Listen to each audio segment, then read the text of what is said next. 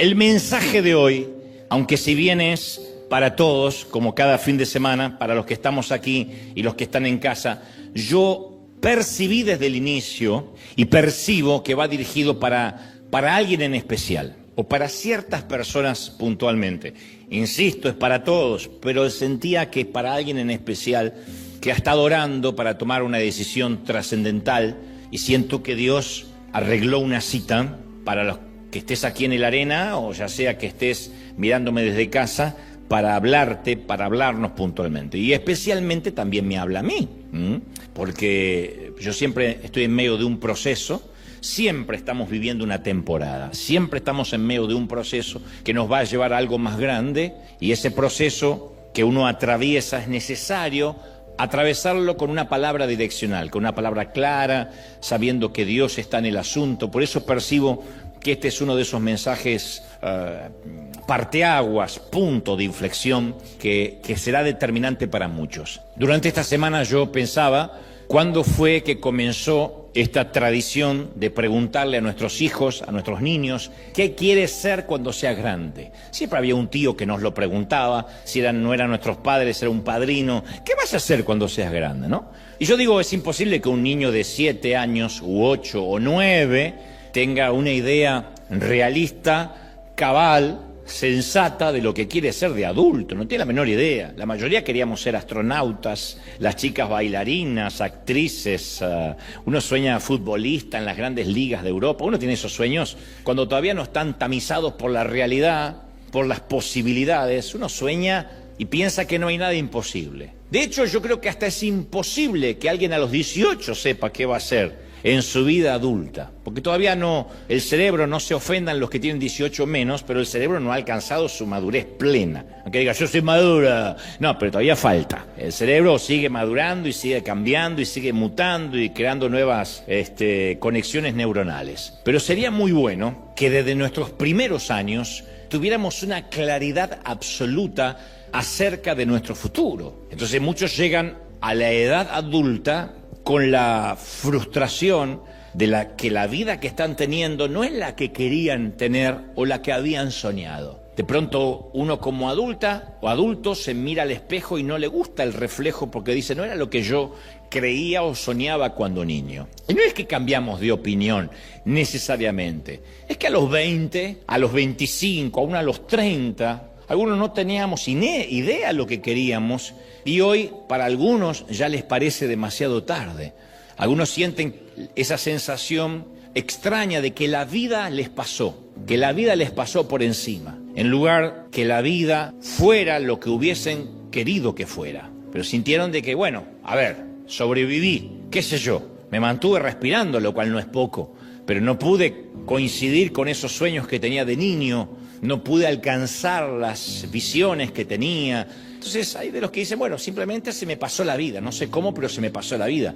Luego también está esa gente, los menos, que es talentosa desde que nace y tiene un talento y tiene un don que les demanda sus vidas. Hay psicólogos que disienten con otros, en el caso de los que dicen que hay talentos que viajan por nuestros genes y hay otros que provienen del entorno, de la capacitación, y es una eterna discusión. Pero yo sé que hay mucha gente que nace con un talento, con un don y hasta con una asignación especial. Yo no creo que Mozart tuvo elección de lo que iba a hacer en su vida. Y está claro que Michael Jordan no nació para las matemáticas, ¿no? Cuando nació, ya sus padres veían que tenía una inclinación al deporte. Cuando tienes 8 o 10 años y te llamas Messi, juegas al fútbol, ¿no? Porque eso está con uno y los que lo recuerdan del chiquito dicen, sí, hacía piruetas con una pelotita de trapo, con una pelotita de tenis. Ya nacen algunos con cierto talento. Sabes lo que quieres porque el talento te eligió a ti. Pero el resto, los que no nacen con un talento visible, que es la mayoría, con un talento notable desde la niñez, se quedan como si caminaran en la niebla hasta descubrir qué van a hacer. Y es ahí donde intervienen nuestros padres, o los progenitores, o quien nos haya criado. Y dice, tú tienes que ser abogado. No, me vas a traer un diploma, como decían las madres antes. Lo que quiero, yo me estoy rompiendo el lomo para que cuelgues un diploma en la pared. Para que no seas burro como el resto de tu familia, incluyendo tu padre. Para que cuelgues un diploma. Papá decía, Búscate una carrera con salida laboral. No sé si se acuerdan de esa frase. Una carrera que tenga inmediatamente salida laboral. A uno no se le ocurría decir voy a ser locutor, actor, artista, cantante, dibujante, porque eso no tenía salida laboral. Había que estudiar de algo que uno podía al día siguiente de recibirse, buscar en el periódico y encontrar un trabajo, matricero, carpintero, jardinero, algo que era práctico, un oficio que te va a dar de comer, ¿no? No los culpo a nuestros padres por darnos esos consejos, pero era la practicidad, el pragmatismo de querer vernos que nos iba a ir bien. Yo encajo en la categoría de quienes no tenían idea lo que iban a hacer cuando creciera. A mí ningún talento me eligió. Nunca le dijeron, señora, le acaba de nacer un niño talentoso. No fue eso. Yo solo sabía que podía dibujar por horas, pero era más un escapismo, un escape, una manera de meterme dentro de una burbuja que un talento en sí mismo. Y si bien era un don el dibujar, yo nunca ni consideré que podía llegar a vivir de eso. Pero lo que aprendí en esos primeros años de indecisión es que si no te defines a ti mismo, siempre vas a ser definido por los demás. De manera que mis padres me mandaron a estudiar lo mismo que mi hermano, técnico electrónico en un colegio industrial. ¿Qué cuerno tengo que ver yo con la electrónica? Pero me mandaron a estudiar en un colegio industrial. Era un tiempo en Argentina donde si eras una niña, ibas al comercial. Si eras un varón, ibas al industrial. Como si fuera una cosa discriminativa y arbitraria. Y a mí me mandaron a un colegio industrial con todos varones, así que ni siquiera podía ser divertido a esa edad porque eran todos varones. Un colegio industrial donde yo tenía que estudiar de técnico electrónico. Nada que ver con la inclinación artística o con lo que yo soñaba. Mis padres no dijeron, wow, este muchacho dibuja y quizá, tal vez, pueda ir por ahí o tiene una beta histriónica. Y eso es lo que pasa, si no escogemos nuestra vida, terminamos viviendo una vida que nunca debió haber sido nuestra. Hay gente que estudia una carrera para que su papá o su mamá esté feliz. Sigue un oficio, una profesión, porque es el oficio que el tío le pidió que siguiera. Se casa con alguien que le caiga bien a la madre o al padre. Son vidas prestadas, vidas vicarias. Solamente cuando sabemos lo que queremos es que podemos decir no a aquello que los demás quieren imponernos. Pero el no uno se lo puede regalar cuando primero sabe cuál es su sí.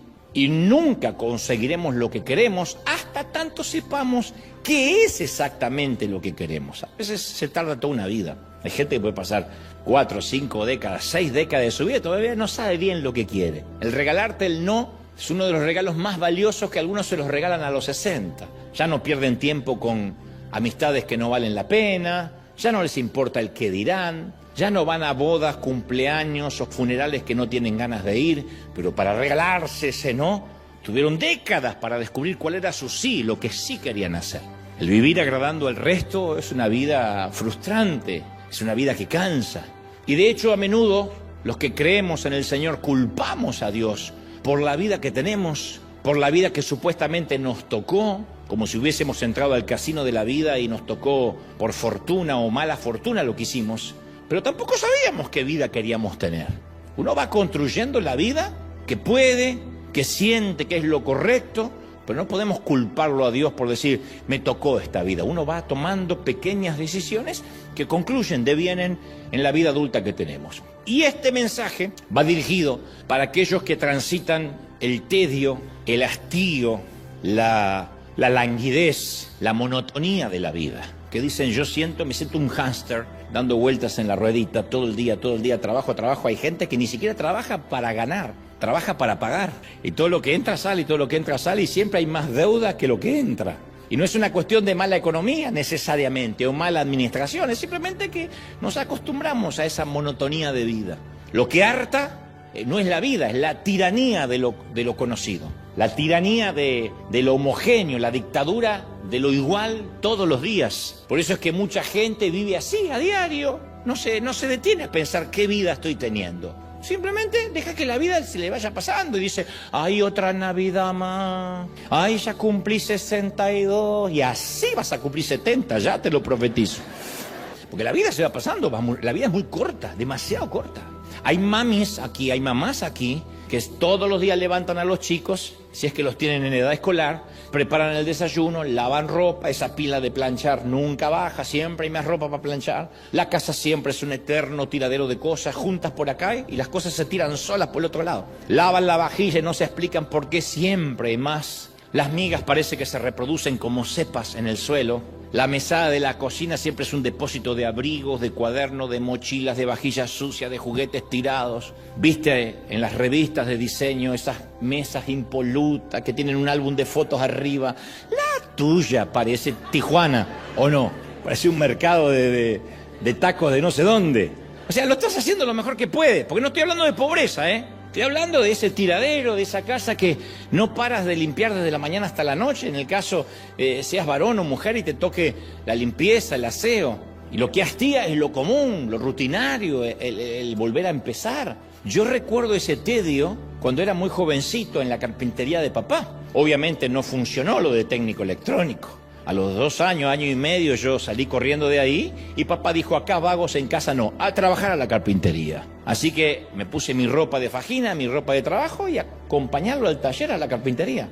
Y era levantarme todos los días a las 5:30 de la mañana, porque entrábamos a las 6:15, aspirar a serrín, almorzar, merendar a serrín, llegar a casa, cenar a serrín porque me quedaba la serrín de todo el día y al día siguiente volver a aspirar a serrín otra vez. Eso era todo el día. Y lijar maderas. Y en cierto modo e intrínsecamente no tenía nada de malo porque todos los jóvenes necesitan un trabajo, aunque sea monótono. No todos los trabajos, no todos los empleos tienen que ser divertidos.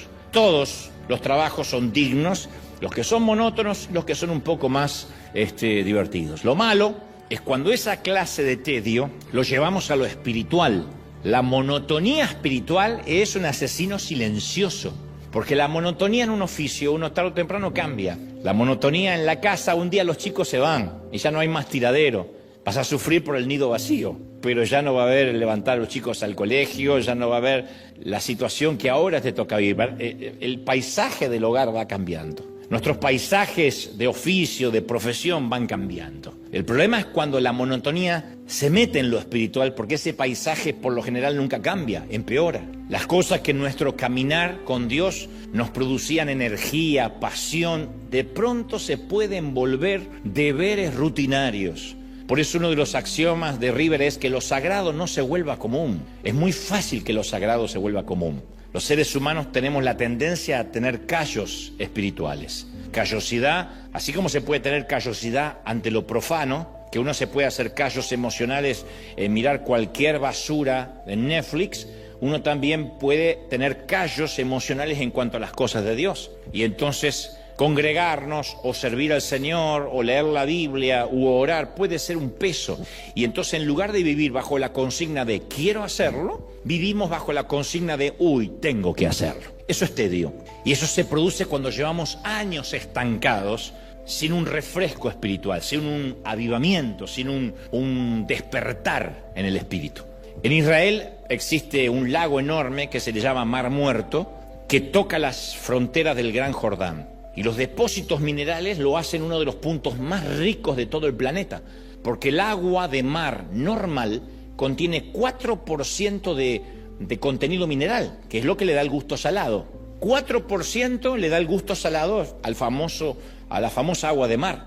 El Mar Muerto tiene no un 4, tiene un 22% de sal. Entonces uno cuando va es muy lindo para ver, para sacar fotos, porque uno puede ver pilares de sal llegando a la superficie, parecen montañas o roca, es sal. Y el agua parece aceite de bebé. Es maravilloso para los que no saben nadar porque todo el mundo flota. De verdad, todo flota, no te puedes nunca hundir, siempre estás flotando. Pero no vemos los paisajes comunes que hay en Medio Oriente. No hay aldeas de pescadores, no hay redes de pesca, no hay aldeanos vendiendo productos de mar, no hay gaviotas revoloteando. El Mar Muerto está muerto. Es rico, abundante, pero no tiene vida. Tiene mucha sal, pero no tiene vida. Es un callejón sin salida y solo libera su ingreso de agua a través de la evaporación. Es un fenómeno topográfico muy raro. No tiene corrientes de agua, no tiene tributarios de flujo, rastro de vida en sus costas, no hay. Obviamente no hay peces. Y cada uno de nosotros podemos convertirnos en algún momento de la vida en un mar muerto, repletos de sal, repletos de palabra de Dios. Y domingo tras domingo recibimos palabra y palabra y nos vamos llenando y haciendo pilares de sal. Pero a menos que abramos salida, vamos a ser pilares de sal, muertos. Gente que sabe la doctrina, gente que sabe la palabra, gente que sabe qué hay que hacer y qué no hay que hacer, pero al no tener salidas, al no tener tributarios de flujo, nos volvemos muertos, estancados. Y ahí empieza el tedio. Hay mucha gente hoy domingo en sus congregaciones bostezando, aguantando el bostezo mientras que el pastor predica, diciendo hoy otra vez cambiando de nalga así, ya no sabe cómo sentarse, diciendo ojalá que predique cortito porque tengo una reserva en el restaurante, ojalá que esto no se alargue porque tengo unas ganas de irme, o aprovechan rápido para ir al baño para distraerse un poco. ¿Y por qué siguen yendo? Y no, porque hay que tener sal. Pero si no hay salida son pilares de sal. Cada uno de nosotros corremos el riesgo de amontonar sal y sin darnos cuenta puede que hasta empecemos a despedir el típico olor del agua estancada, pútrida, fétida, rancia, y no nos damos cuenta. Todos los seres humanos somos como una serie de esponjas, para todo, cerebralmente, emocionalmente, todos somos esponjas. Podemos aprender de todo hasta cualquier edad, es mentira. Aquello que dicen a mí ya no me entra nada, no te pusiste ni te dispusiste a aprender. Uno puede aprender de distintas disciplinas hasta cualquier edad y eso ensancha el cerebro, lo hemos hablado muchas veces. Pero si nos ponen todo el día bajo el agua como esponjas, llega un momento en que ya no absorbemos más, en que nos saturamos. Una esponja la pones bajo el agua y llega un momento que se satura. La única forma de restaurar nuestra absorbencia es estrujándonos, liberando el agua que tenemos. No importa cuántos mensajes escuchemos, nunca podremos absorber más verdad hasta tanto nos estrujemos. Cuando uno da, es cuando está listo para recibir. Mientras que las vasijas estén vacías, va a haber aceite. Mientras que uno bendice, va a recibir bendición. Cuando uno acapara, se hace un mar muerto. Ahí es cuando quedamos atrapados en una rutina carente de vida, en un bucle estéril. No sabe la cantidad de gente que ahora está reunida bajo un techo, bajo un templo, de cualquier denominación, estériles, secos, muertos, porque como esponjas absorbieron religión, y como no dan, se saturan, ya está, no les entra más nada. Yo conozco un montón de gente que viven sin rumbo, sin dar, sin bendecir. Desde el presidente de una empresa a empleados, y ni te digo pastores, que cada domingo yo a veces veo algunos que predican con desgano, con desdén, y me pregunto, ¿por qué no se retiraron a tiempo? ¿O por qué no pasaron el manto, el legado, y dejaron que otro predique con ganas? Porque uno los ve como cumpliendo, como marcando la tarjeta y cumpliendo, bueno, hoy toca, ¿qué va a hacer? Cuando esto nos llenaba de pasión, cuando dábamos lo que sea por gastar nuestra vida en servir a Dios, ¿qué hace que lo sagrado se nos vuelva común? Y no importa el lugar que ocupemos, cuando sucumbimos ante la mediocridad, saboteamos nuestra vitalidad espiritual. Como decía el pastor Juan Carlos Ortiz, nuestro fundador, cuando lleguemos al cielo, Dios no nos va a preguntar la denominación, Él va a poner una cinta de medir en el corazón. O nos va a poner un estetoscopio, va a decir, a ver si respira, ¡oh, está vivo, pasa mi gloria! Pero el que esté muerto, por más que diga, pero yo tengo doctorado, es un pilar de sal. Y cuando uno se hace un pilar de sal y empieza a vivir el tedio de la vida, nos volvemos irritables, cualquier cosita nos exacerba y reaccionamos de una manera desproporcionada ante cualquier detalle. De ahí la frase que yo siempre digo, hay gente a la cual le hacen falta problemas reales, aquellos que viven peleando por el tiradero de la casa, porque se rompió un vaso, estoy harta de esta casa, segundo vaso que se rompe. Te hagan decirle, Señor, permítele un cáncer a esta mujer un ratito. Y va a ver cómo el vaso importa un cuerno, ¿no? Hay gente que le hacen falta problemas reales, pero problemas reales o ficticios, hay un momento que uno está harto de ser quien es. Y durante años seguimos anhelando un futuro nuevo, mientras que nos aferramos al pasado viejo. Y queremos que Dios cree algo nuevo para nosotros, lo oramos, pero nos negamos a permitirle que Dios arrebate lo viejo. Y no se puede poner vino nuevo en odres viejos, porque el vino nuevo echa a perder los odres. Necesitamos una renovación del odre o en su defecto un nuevo odre, un nuevo recipiente. Seguro escuchaste la frase, bueno, a veces hay que quemar las naves, o la frase tenemos que quemar las naves. Hay dos versiones, una versión de esta frase que se le atribuye al nacimiento de esta expresión, se le atribuye al gran conquistador Hernán Cortés y la conquista de México. Para que sus tropas no se desmoralizaran y regresaran a Cuba, Cortés ordenó destruir las naves para evitar la retirada. Era pelear o morir. Él dijo, quemen las naves, sus propias naves. Hay otra versión cuya frase se le atribuye al rey de Macedonia, Alejandro Magno, que al llegar a la costa fenicia y al ver que sus enemigos lo triplicaban a su ejército, él ordenó quemar sus propios barcos para que sus soldados, su escuadrón supiera que era pelear o morir. Pero también le sucedió a Israel en Egipto. Siempre que tengamos barco para la retirada, siempre que la esclavitud siga siendo una opción, vamos a regresar. Lo diré otra vez, siempre que la esclavitud sea una opción, siempre que tengamos un barco de retirada, siempre vamos a volver para atrás. Nosotros no le llamamos esclavitud, porque ¿quién quiere volver a la esclavitud? Lo llamamos seguridad, lo llamamos comodidad, del cual después de ahí deviene la monotonía. Israel estuvo 370 años atado a una correa de esclavitud. 370 años, padres, hijos y abuelos, grandes en cuerpo para resistir, débiles en espíritu para ser libres. Como dijo Al Pacino interpretando al coronel Slade en la película Aroma, Perfume o no sé, Esencia de Mujer, decía Al Pacino: en la guerra tuve que ver a muchachos amputados de uno o dos de sus brazos, pero no hay nada tan cruel como un espíritu amputado. No hay prótesis para eso. Y es cierto, no existen las prótesis para los espíritus amputados. Y yo nunca estuve en la guerra, pero vi muchos jóvenes con espíritus amputados, siguiendo el oficio que querían sus papás, congregándose en una congregación o en una iglesia, porque su papá los obligó a ir de chiquitos, viviendo de la relación que su padre o su madre tuvo con Dios, siendo nieto de Dios, nunca haber hablado cara a cara con el Señor que dice servir. Espíritus amputados. No hay prótesis para eso. Y la pregunta es, ¿qué fue lo que nos amputó el espíritu? ¿Qué fue lo que nos cortó el espíritu? Y nos ató a la servidumbre de la rutina, de la comodidad, de decir, bueno, hoy toca ir a la iglesia. Uy, hoy es Día de la Madre, aprovecho para faltar. Hoy está el Super Bowl, así que, mejor no voy a algunas carnitas. ¿Qué nos amputó el espíritu? Porque esto no es religión. Esto no es, si no vienes a congregarte, te vas al infierno. Esto es, ¿qué nos quitó las ganas de adorar, de servir al Señor, de bendecir? ¿Quién nos hizo creer que la plata era para ahorrar por si nos pasa algo, en lugar de tener para bendecir y para darle a otro? ¿Qué nos hizo desconfiar de Dios y decir, mejor confío en lo que puedo ahorrar, porque si después un día Dios no me bendice, ¿yo qué hago? ¿Qué nos amputó el espíritu? ¿Qué nos amputó la fe? Insisto, esto va para alguien que necesita oírlo. No puedes anhelar un futuro nuevo mientras te aferras al pasado o a lo que ahora tienes en la mano. Yo leía que hace años atrás ciertos misioneros se embarcaban con su boleto de ida y un ataúd. No es una metáfora, era lo que el departamento de misiones les pedía, porque sabían que iban a morir en misión y no podían cargar a la tribu, a los nativos, con el tener que comprarles o fabricarles un ataúd. De manera que llegaban y todas las pertenencias, en vez de maletas, la ponían en un ataúd. Entonces mataban dos pájaros de un tiro. Sacaban la ropa y ahí estaba el ataúd para cuando se murieran ahora, en 20 o en 30 años, o en una malaria los matara en días. Y también oí la historia de un famoso misionero que dejó su ticket abierto en la mesa de luz, su pasaje de regreso por si las cosas se ponían feas. Y al tipo todo le salía mal, escribió un libro. Nada fluía, ni siquiera los recursos, no le podía predicar a nadie. Y le dijo, Señor, ¿por qué si yo te estoy obedeciendo? Y Dios le dijo, hasta que no rompas tu ticket de regreso, no te voy a bendecir, porque no comparto mi gloria con tu plan B.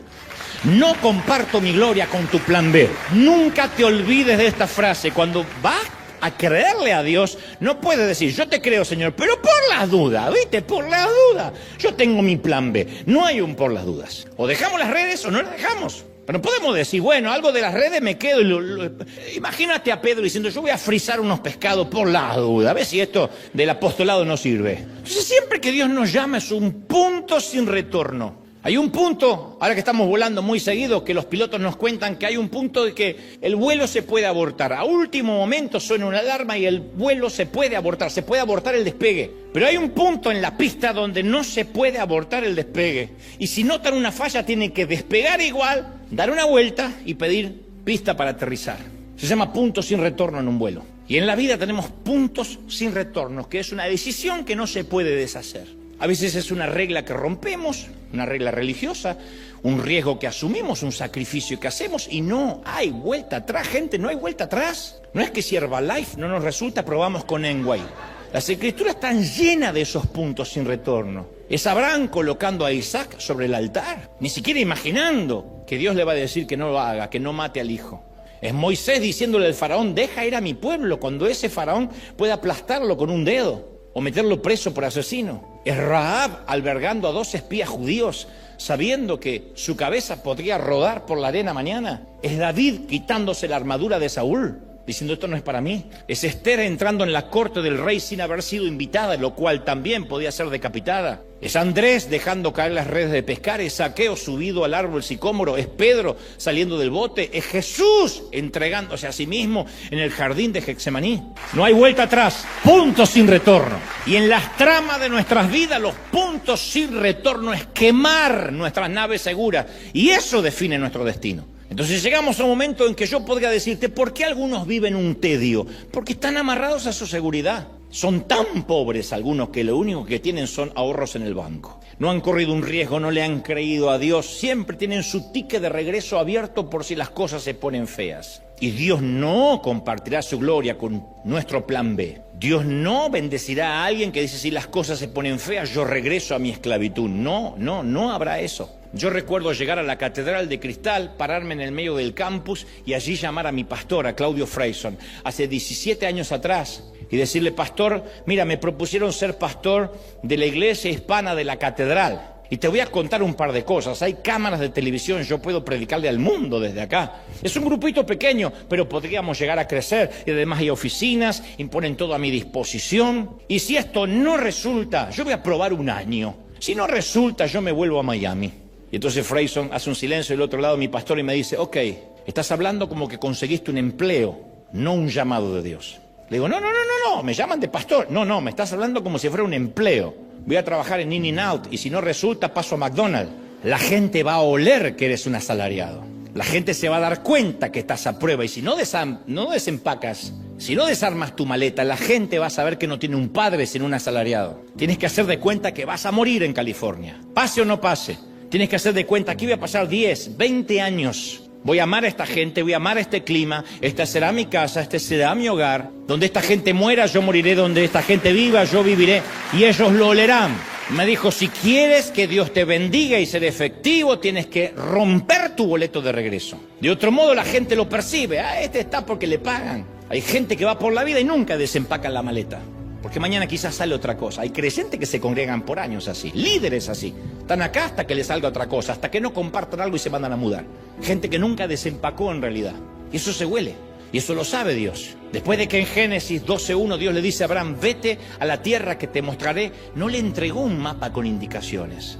Ahora, a ver, convengamos, Abraham estaba cómodo con su vieja vida, con su fuente de ingreso, con todo lo que representaba la antigua estabilidad. Pero Dios no le da un plan detallado, no le da un GPS, un GPS, le da una indicación, vete. Y nosotros a veces antes de dar el primer paso solemos ponerle un montón de condiciones a nuestra obediencia. Pero obedecer no depende ni de nuestra capacidad, ni de la información que tengamos, ni de los libros que hayamos adecuados leído, o si asistimos al seminario apropiado, o las conexiones que tengamos, o las finanzas para el viaje. En primera instancia, lo que necesitamos a priori es quemar las naves. Todo lo que Dios nos va a pedir es que quememos las naves. ¿Qué tipifica quemar las naves? Desprendernos de la rutina. A veces nos va a tocar desprendernos de lo conocido. Hay gente que tiene capacidad hace años ya para tener su propia empresa.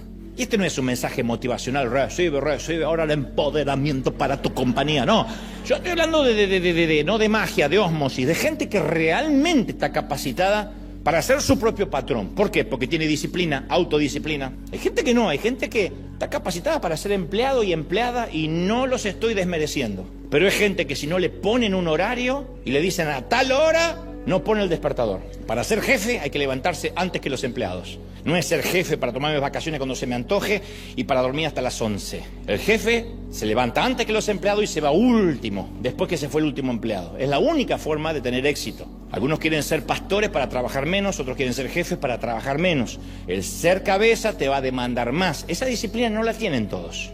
Necesitan algunos que le marquen. Pero hay otros que dicen, no, yo tengo autodisciplina. Pero lo que te ha costado es salir de la rutina. Yo no sé si mi papá tenía autodisciplina o no, pero él tuvo muchas oportunidades de tener su propia carpintería. Era un ebanista. Ebanista es el carpintero que hace esas molduras, esas maderas por excelencia, hacía unas sillas tipo Luis XV. Y muchas veces un socio que ponía el dinero, le decía, tú pones el trabajo, yo pongo el dinero y somos dueños. Y él decía, no, porque después hay que trabajar mucho. Yo a las 2 de la tarde quiero dormir la siesta. Es una elección. Es una elección. Mi papá no era un vago, pero él no estaba dispuesto a correr tras los cheques, tener alguna demanda laboral. Él quería tener un granero, pero limpio. Los graneros no son limpios. Si quieres tener hijos, vas a tener una casa con tiradero. Si quieres casarte, vas a tener suegra. Es así. No puede ser todo perfecto, dame una mujer huérfana, no va a pasar.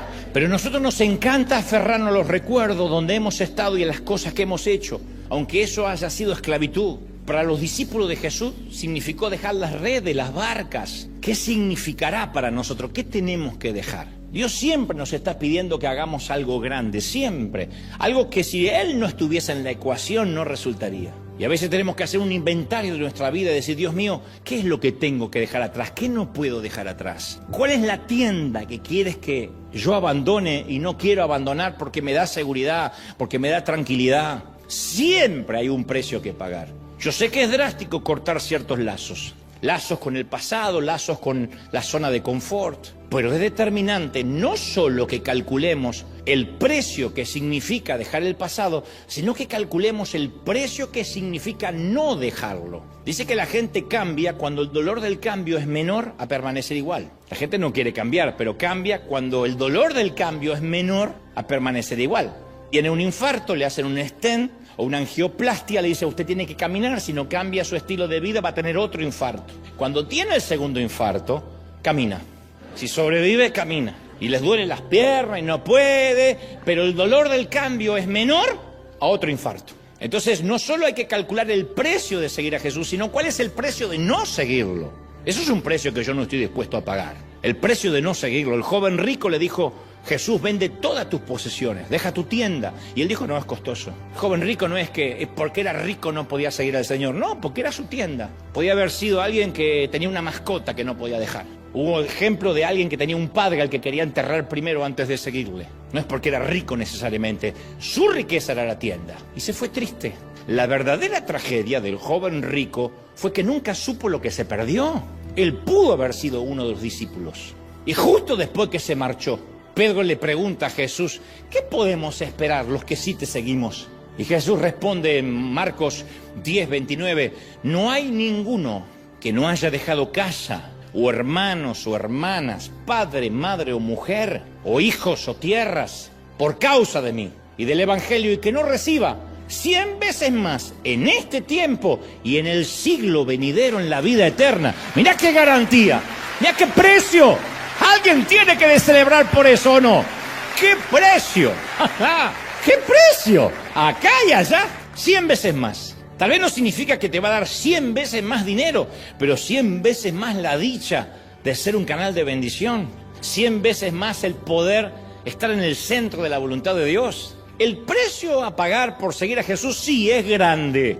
Lo siento por los que abaratan el Evangelio, porque después producen esa clase de parásitos que les cuesta pagar un boletito. ¿Y por qué hay que pagar para escuchar la palabra? Porque quieren que le regalen todo. Solamente comunista, socialista, que se metió dentro de la iglesia donde la sangre de Cristo es gratis. No, no es gratis, mi hijo. Le costó la sangre al Hijo de Dios. Es invaluable.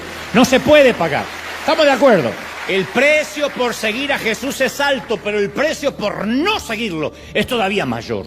Y si vamos a seguir el llamado de Dios, tenemos que renunciar a muchas cosas. Pero vamos a perder mucho más si nos quedamos amontonando sal. Lo que es peor, despidiendo olor a estancamiento. Tenemos que estar decididos a decir, Señor, cualquiera que sea el aspecto que tenga la nueva vida a la que me estás llamando, yo la quiero, yo te obedezco, tú sabes más que yo. Tanto si me llamas para hacer algo grande o algo pequeño, aquí está mi vida. Renuncio al control, obedezco ciegamente. Qué oración sencilla, no saben cuán pocas veces se formula. La gente dice, Señor, dame la casa, estoy orando y reclamando por ese auto, Señor, le di 7 vueltas al Tesla.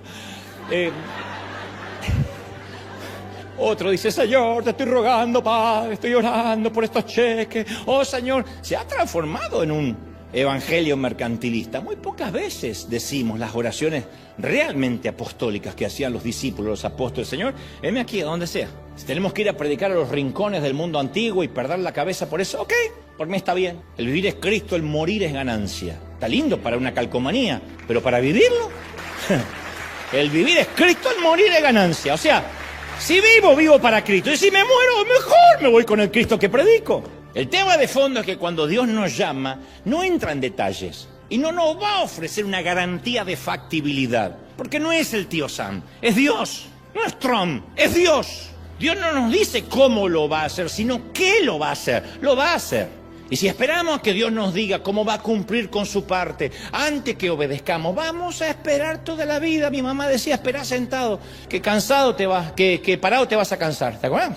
Mamá, puedo comer postre, esperá sentado, que parado te vas a cansar, decía la vieja. El modus operandi de Dios es una orden por día.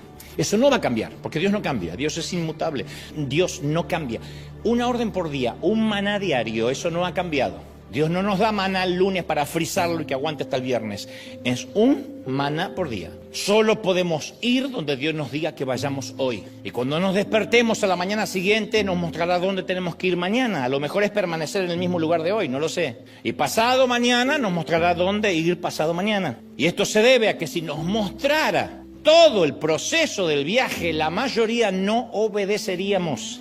Y Él nos ama demasiado como para no anticiparnos el proceso. A mí me hubiese dicho el Señor las críticas despiadadas que iban a hacer sobre mi persona cuando yo tenía 20 y tantos años, los desiertos amargos que teníamos que atravesar, las crisis financieras, nunca habría aceptado el llamado de Dios. No soy tan valiente, no soy tan heroico. Si a mis 20 años Dios me hubiese dicho algún día se va a inventar algo llamado Google y después se va a inventar algo YouTube y después redes sociales y hasta inteligencia artificial y te van a liquidar todos los días, te dirán apóstata, falso profeta, hijo de Satanás. Le digo, no, deja, voy a dibujar. Pero Dios me dijo, pastor de los jóvenes te dirán. Nunca me dijo todo el proceso que había que atravesar. Y eso es porque Dios quiere enseñarnos a caminar por fe.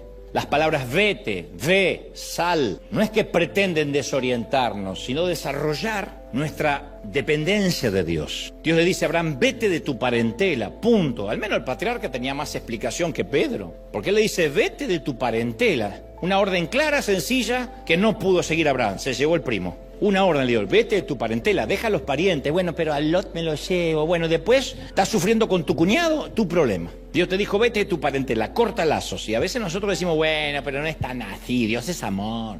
Una orden clara, a una orden directa, una respuesta directa. Bueno, por lo menos el patriarca tenía más explicación, vete de tu parentela. Pedro estaba en medio de una truculenta tormenta. Jesús solo le dijo una escueta palabra, ven. No le ofreció una tutoría de cómo caminar sobre el agua, no le preguntó si sabía nadar en el caso de que se hundiera, no le dio detalles de ninguna clase, le dio una orden y esperaba obediencia. Solo le dijo, ven. Cuando es Dios quien nos habla, una sola palabra es más que suficiente. Pedro nunca caminó sobre el agua, porque el agua no sostiene a ningún ser humano, jamás. Pedro caminó sobre aquel ven, caminó sobre la palabra, caminó sobre la palabra. ¡Aleluya! Caminó sobre la palabra. ¿Cuál es la última palabra que recuerdas de Dios sobre la cual caminaste? ¿Confiamos lo suficientemente en Dios para actuar sobre una palabra? Y si tuviéramos solo una palabra, sin más detalles, sabiendo que esa palabra proviene de Dios. En esta temporada de mi vida, aunque Dios todavía no me permite dar detalles de lo que estoy viviendo, yo estoy caminando sobre una sola palabra, sin más detalles. En un tema que no tiene que ver con River, es una sola palabra. Y él me ha dicho, yo llevo años entrenándote, ya tenemos una relación en la que no necesitas saber más que una palabra, un día a la vez, confía en mí. Yo solía pensar que cuanto más años uno conocía a Dios, más detalle uno se merece. Pero resulta que es exactamente al revés. Más confía Dios en nosotros, menos detalles da. Más uno confía en el Dios que dice creer, menos detalles pide. Dios me dice, ya no eres un niño, para que te esté dando señales. Llevas muchos años en los negocios de mi reino, así que esta vez solo recibirás una palabra a la vez, ve. Y yo no tengo la más remota idea de cómo va a ser lo que va a ser, ni de qué manera. La asignación seguramente me supera, no estoy listo, no estoy capacitado y no es falsa modestia. Y cuando le pregunto, Dios, ¿estás seguro que tienes al tipo correcto? Él me dice, no, pero tú tienes al Dios correcto.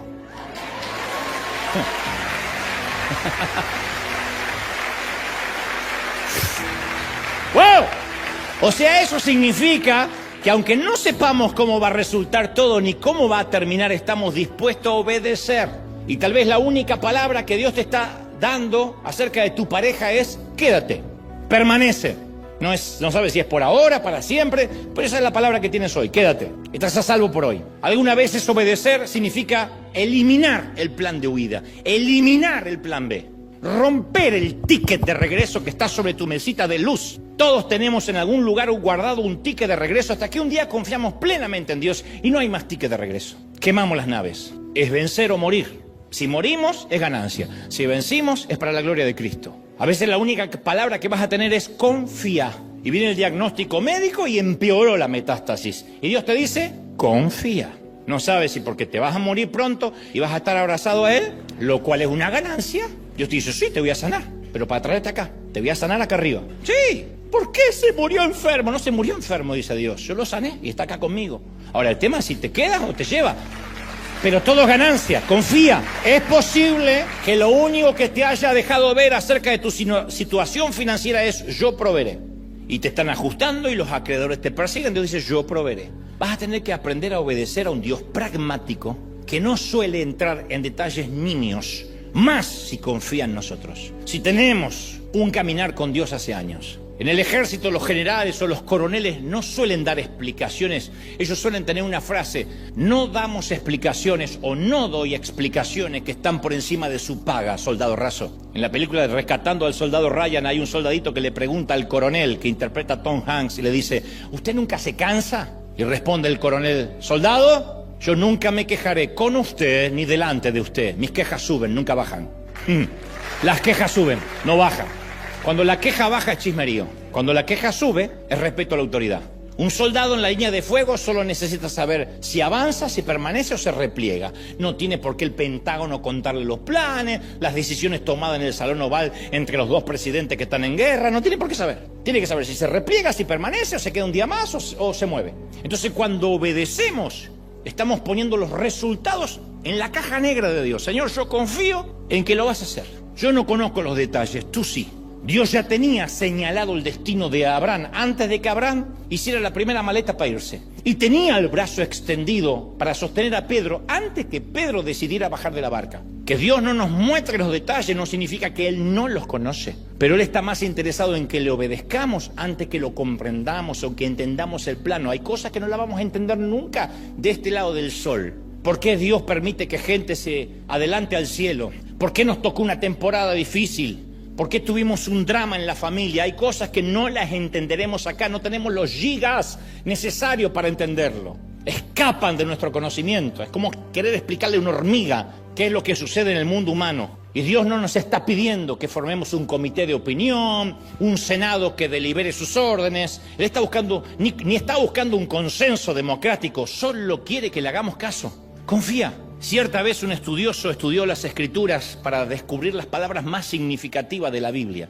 Quería encontrar las más tristes, las más peligrosas, y luego de buscar minuciosamente la identificó como mañana. Chumarra, chumarra. Mañana es la palabra, es el ladrón que roba los sueños y la vida. Es el calendario de los tontos. Mañana es el calendario de los tontos, no te lo olvides. El 50% de la gente suele vivir con el calendario de los tontos, lo posterga todo. Posterga la dieta hasta que le agarra un infarto. Posterga ir al gimnasio hasta que le tienen que amputar una pierna por falta de circulación. Posterga pagar sus cuentas hasta que recibe el último aviso. Espera la semana de Nochebuena para las compras de Navidad. Espera la noche anterior para hacer las tareas de la escuela. Y obviamente postergan obedecer a Dios. Y la mayoría disfraza su calendario de tonto diciendo, no, es que yo estoy esperando el tiempo perfecto de Dios. Y esperan que Dios les abra el camino, que le abra puertas, que le dé una señal o que le dé la famosa reconfirmación, palabra de moda. Estoy esperando la reconfirmación. Mira, yo soy un jefe mortal e imperfecto y he tenido empleados desde los 20 y tantos años. Y a mí me gusta hablar claro y directo. No soy un tipo iracundo ni que levanto la voz, pero yo... Sería muy agotador para mí, frustrante, que cada empleado esperara una reconfirmación a la orden que le doy. Le digo a mi secretaria, ¿hiciste el depósito bancario a primera hora tal como te pedí ayer? Ay, no lo hice. Estaba esperando 2 reconfirmaciones más y en lo posible alguna señal de usted. ¿Sabe lo que me dura? Le invito al maravilloso mundo de buscar empleo. Y soy imperfecto, entonces Dios es claro y no repite las órdenes. Por eso no hay momentos perfectos. Hay momentos perfectos, pero no van a llegar nunca. Si queremos que Dios abra los mares entre nosotros y no nos queremos mojar la punta del pie. Vamos a vivir una fantasía. Grábate esto, Dios no bendice las buenas intenciones. Y no es un invento mío, lo dijo en la parábola de Mateo 21-28. Dijo Jesús, un hombre tenía 2 hijos y se acercó al primero y le dijo, hijo, ve a trabajar a mi viña. Y respondiendo el hijo, sí, claro papá. Pero después arrepentido, no fue. Y acercándose el otro le dijo, ve a mi viña. Y este dice, no, no quiero ir. Pero después arrepentido, sí fue. ¿Cuál de los 2 hizo la voluntad del Padre? Sí, pero ¿valió el que dijo sí o valió el que fue? Entonces la viña, el reino, está lleno de gente que dice, aquí yo voy. Si no, no habría tantos, en las congregaciones normales, no esta que es anormal, pero en las normales, la gente pasa al altar, y hace propósito, y ahora a esta hora, hay un montón de gente en los altares diciendo, yo voy. Y después no mueven un dedo, porque no cuenta el escuchar, conmoverse, prometer, no bastan las intenciones, no bastan las promesas vacías. Santiago 1:22 dice, sean hacedores de la palabra, no solo oidores, lo que le implica de que hay cientos de oidores por un hacedor. Las decisiones del año que viene están afectadas por el grado que obedezcamos hoy a algo pequeño. La obediencia demorada es desobediencia. Dios no me va a mandar a que yo sea un canal de bendición en África si en la luz del semáforo viene un mendigo y Dios me dice dale, y yo pienso no, pero Señor, que dame una reconfirmación, que el mendigo me guiñe un ojo si es que realmente le tengo que dar, porque después se lo doy, se lo gasta en droga y cambió el semáforo, bueno Señor, la próxima te va a mandar a África. Si uno no puede obedecer en algo chiquitito, yo lo veo con mis empleados, si no puede obedecer en algo chiquitito, de verdad le voy a confiar lo grande, palabra de Dios. Si no sos fiel en las cosas pequeñas, ¿cómo Dios te va a dar los grandes tesoros? Y el enemigo sabe que postergar la obediencia es desobedecer. El famoso ahorita, el ahorita no existe. O se hace o no digas ahorita. El enemigo sabe que ahorita o mañana nunca llega.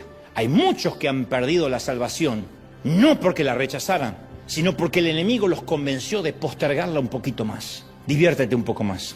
Ya habrá tiempo para irte a Dios, para acercarte a Él. No sé si escuchaste algún día la palabra, hoy es el día de la salvación. ¿La escuchaste? Hoy no existe en la Biblia. En realidad, 2 Corintios 6:2 dice, he aquí, ahora es el día de la salvación. Porque decir hoy es el día no transmite la urgencia. Si alguien se está ahogando, no necesita que lo rescaten en algún momento del día de hoy. ¡Me ahogo! Tengo lunch, después vengo. Ahorita.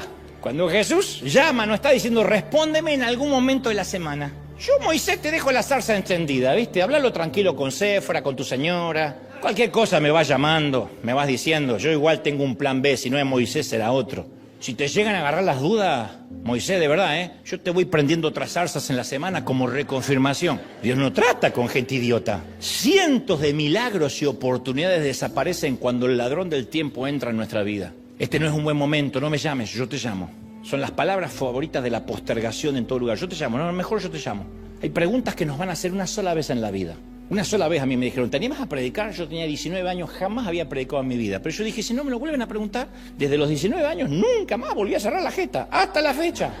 Mirá si decían no. Entonces, a veces nos sepultamos en el cementerio del pudo haber sido.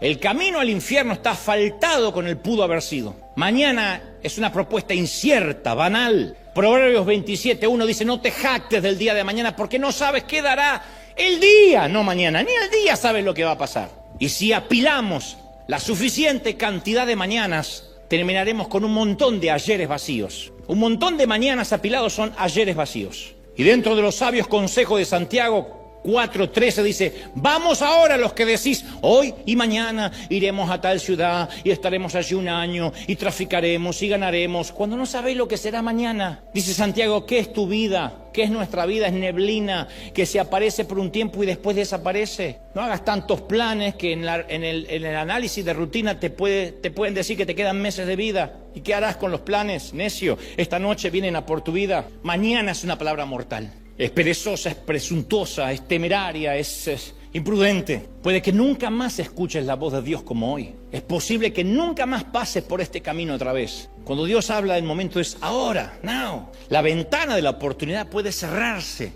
mañana. Y conocer la voluntad de Dios no es nada si no la obedecemos. ¿De qué sirve saber la voluntad de Dios? Cuando David aparece en el campo de batalla, supo de inmediato lo que tenía que hacer. Podía haberse puesto a recoger firmas, liderar una marcha de protesta.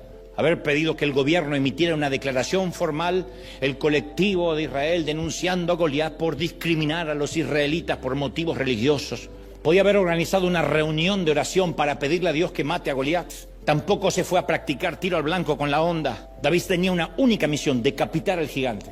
Ese es el antídoto contra la pereza, la urgencia. Hay que despertar, sacudirse el polvo, moverse. Las intenciones no reemplazan a la acción. La oración y el ayuno no reemplazan a la acción. Son buenas, pero no reemplazan a la acción. La fe sin obra es muerta. Pilares de sal. Ni las palabras proféticas reemplazan a la acción. Por mucho que tengas una libretita llena de palabras proféticas, no sirven si no nos movemos. No se activan. Es semilla guardada en una caja en vez de estar en tierra. Y para cumplir la voluntad en nuestras vidas tenemos que dejar de lado la negociación, la postergación y la pereza.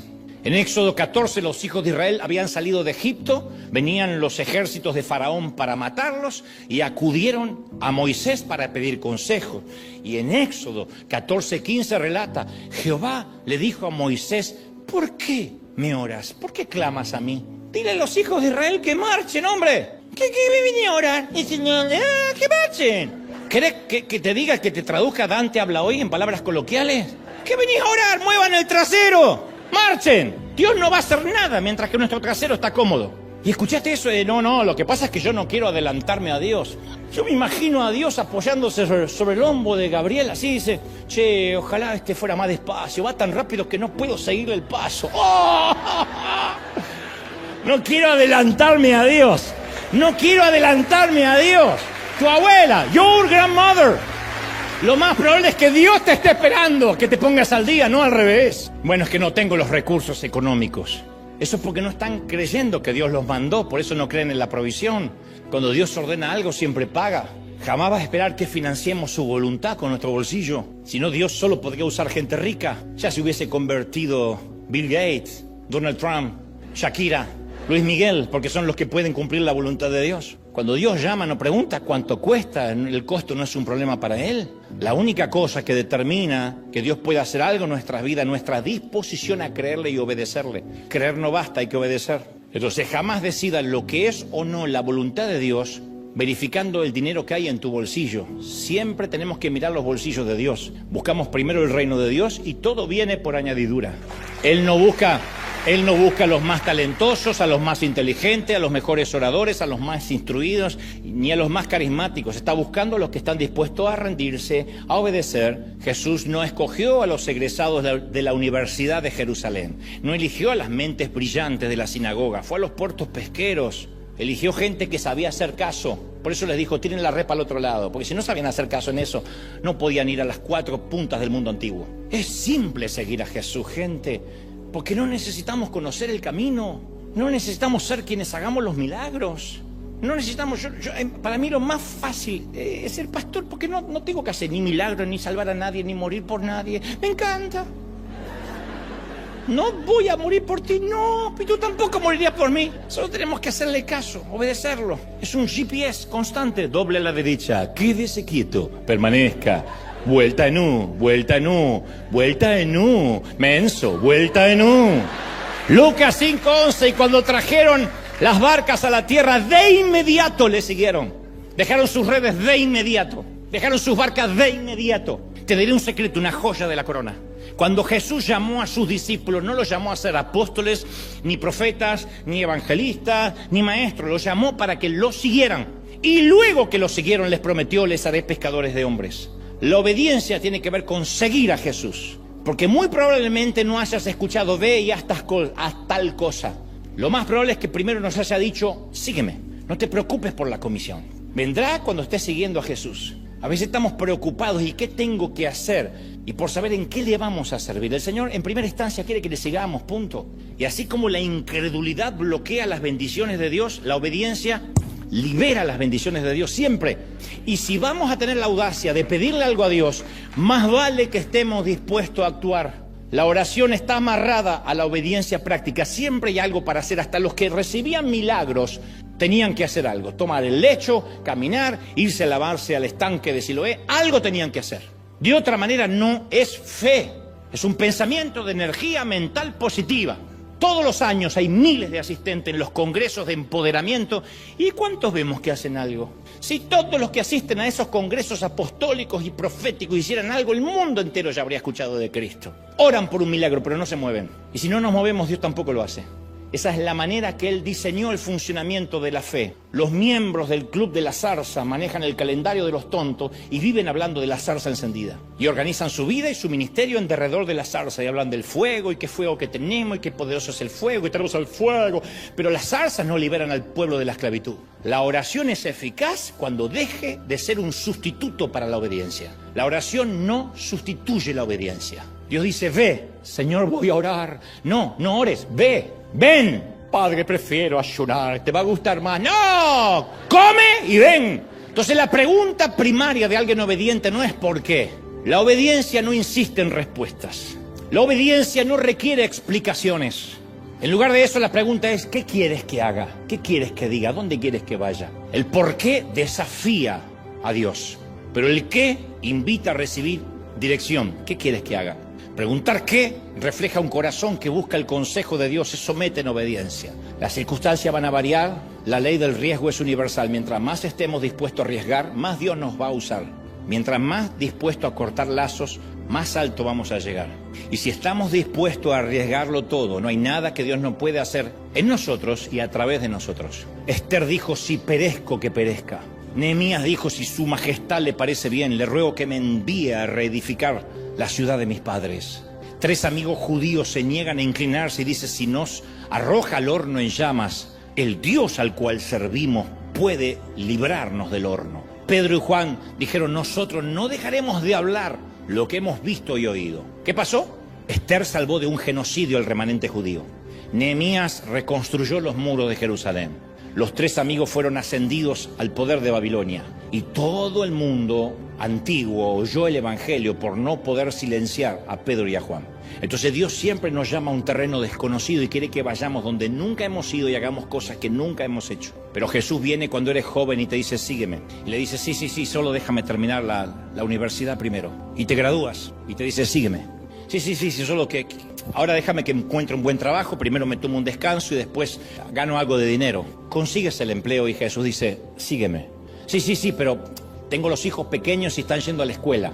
Cuando se van de casa ahí voy a tener más tiempo. Y ahí cuando se van de casa tus hijos vienen y te dicen, sígueme. Sí, pero ahora prefiero pensar mejor en el retiro y cobrar mi pensión. Y un día te haces viejo y se te pasó la vida entera y viviste una vida búlica, tediosa.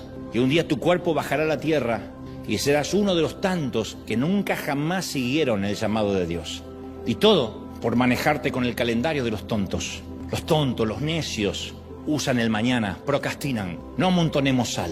Hoy es el día. Aunque tengas una sola palabra de Dios, tiene mucho más de los que algunos hemos tenido. Entonces hoy, ahora, te invito a bajar de la barca y caminar sobre esa sola palabra. Vamos, Dios está hablando hoy, vamos. ¿Lo reciben? ¿Sí o no? ¡Wow! ¡Impresionante!